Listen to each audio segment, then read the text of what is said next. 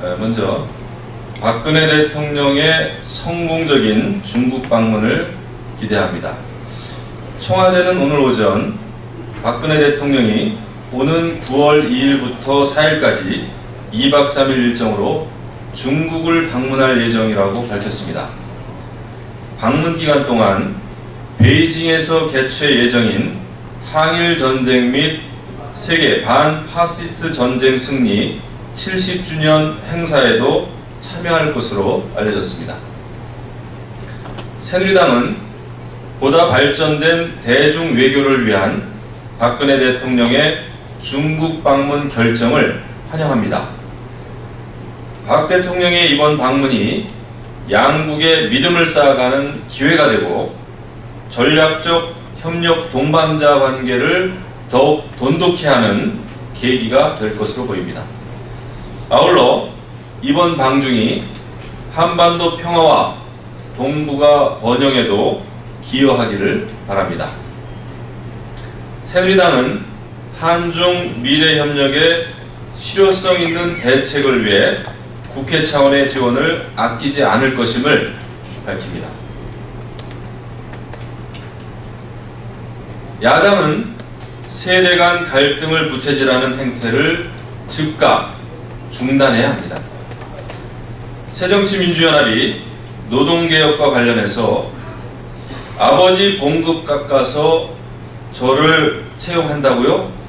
라고 쓰인 현수막을 거리거리에 걸어놓고 있습니다. 이것은 임금 피크제, 일반 해고 요건 완화 등을 반대하는 야당의 주장을 담은 내용입니다. 국민의 갈등을 조정하고 풀어내야 할 제1야당이 오히려 세대 간 갈등을 조장하고 부추기고 있는 것입니다. 놀라움을 넘어 통탄스럽기까지 합니다. 노동개혁은 세대 간, 계층 간의 갈등이 아니라 화합으로 가는 길입니다. 더욱이 임금 피크제는 일방적인 임금 삭감이 아닙니다. 부모 세대는 정년 연장으로 더 오래 일하게 되고 청년들에게는 일자리를 만들어주는 양보와 화합의 노동 문화를 만들어가는 것입니다. 대한민국의 제1야당인 새정치민주연합이 경제 재도약의 발판을 마련하기 위한 노동개혁을 세대 간의 갈등으로 몰아가는 것은 매우 실망스러운 일입니다. 새정치민주연합이 진정으로 국가와 국민, 우리 청년들을 생각한다면 청년들의 절박한 목소리에 귀를 기울여야 할 것입니다. 오이사 조치는 북한의 대남 도발의 원인이 아니라 결과입니다. 오이사 조치가 해제되면 남북 관계가 좋아질 것이라고 다시 읽겠습니다. 오이사 조치가 해제되면 남북 관계가 좋아질 것이고 북한의 도발이 없어질 것이라고 가정하는 것은 매우 순진한 발상입니다. 북한의 목함질의 도발로 다리를 잃은 다시 읽겠습니다. 북한의 목함질의 도발로 다리를 잃은 우리 두 병사들을 생각하면 매우 무책임한 주장이기도 합니다. 오이사 조치는 북한의 천안함 도발, 다시 읽겠습니다. 오이사 조치는 북한의 천안함 폭침 도발 때문에 취해진 대북 조치입니다. 하지만 그 이후에도 북한은 사죄는커녕 끊임없는 무력 도발로 우리 국민들의 안전을 위협해 왔습니다. 정부는 북한의 지뢰 도발과 다시 읽겠습니다. 정부는 북한의 지뢰 도발과 관련하여 유감 표시와 추가 도발 자제를 촉구하는 내용의 서한을 유엔 안보리에 전달한 것으로 알려졌습니다. 이러한 상황에서 오이사 조치를 대남 도발의 원인이라 여겨 해제를 주장하는 것은 앞뒤가 안 맞는 주장입니다. 판단의 오류는 언제나 문제의 본질을 놓치게 됩니다. 다시 읽겠습니다.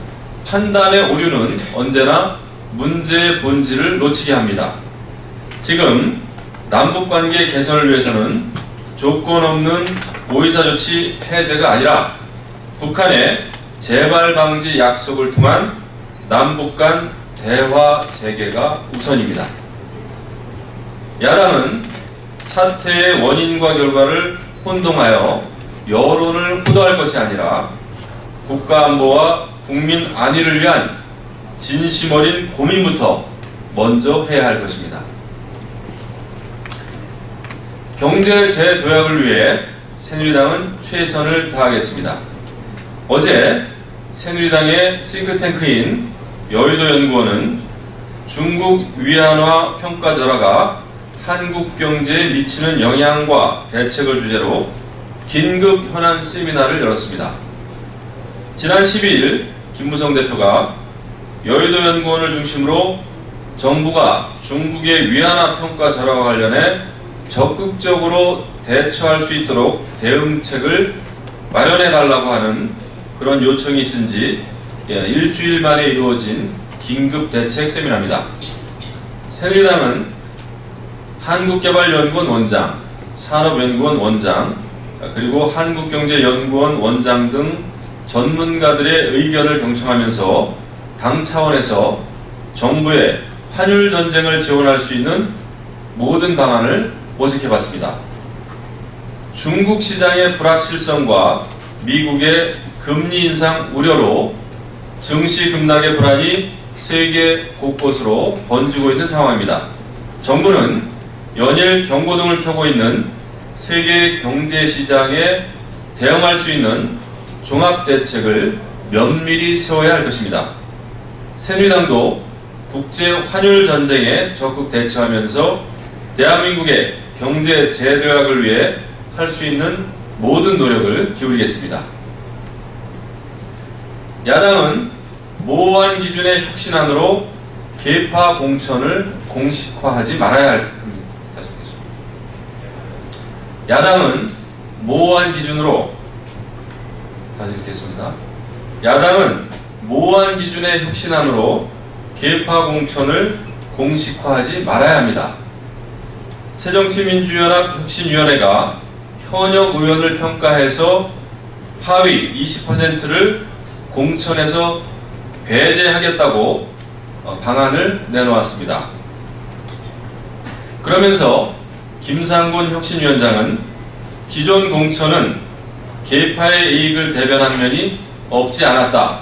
이는 당내 갈등을 일으켰고 국민적 실망으로 이어졌다고 언급했습니다. 이것은 새정치민주연합이 계파 공천의 문제를 해결하겠다면서도 오히려 계파 공천을 다시 공식화한 앞뒤 안 맞는 말입니다. 공천 혁신에서 중요한 것은 인위적인 물갈이 수치가 아닙니다. 외부 인사를 얼마나 참여시켜 평가위원회를 구성하느냐가 결코 아닙니다. 지역 주민이 원하는 일꾼을 지역 주민의 손으로 뽑는 것이 공천 개혁의 핵심입니다. 더욱이 이번 야당의 선출직 공직자 평가위원회 위원장은 당대표가 임명하게 되어 있습니다. 정치권에서는 공천 기준 자체가 계파 공천을 위한 도구로 이용되어 왔다는 것을 새정치민주연합 혁신위원회가 결코 모를 리 없을 것입니다. 새정치민주연합 내부에서도 강하게 반발하면서 분당 움직임까지 보이고 있는 것도 바로 이 때문입니다. 새정치민주연합은 인위적인 수치와 모호한 기준을 앞세워서 계파 공천을 혁신으로 둔갑시키지 말아야 합니다. 국민 대다수가 인정하는 공천 혁신안인 국민공천제로 진정한 공천개혁, 정치개혁을 새누리당 다시 읽겠습니다. 국민 대다수가 인정하는 공천혁신안인 국민공천제로 진정한 공천개혁, 정치개혁을 새누리당과 함께 실현해 나가기를 기대합니다. 네, 이상입니다.